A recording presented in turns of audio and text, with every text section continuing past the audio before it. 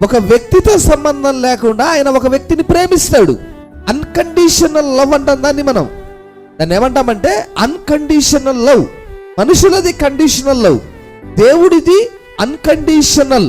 నువ్వు ఇలా ఉంటేనే ప్రేమిస్తాను, నువ్వు నాకు నచ్చినట్టు ఉంటేనే ప్రేమిస్తాను, నువ్వు ఇది చేస్తేనే నిన్ను ప్రేమిస్తాను.